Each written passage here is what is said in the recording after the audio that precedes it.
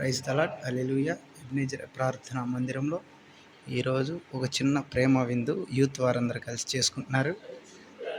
ముఖ్యంగా పాస్టర్ నాని గారు, fight master Kiran అన్న, అదేవిధంగా యూత్ కుర్రవాళ్ళంతా ప్రేమ విందులో పాల్గొన్నారు.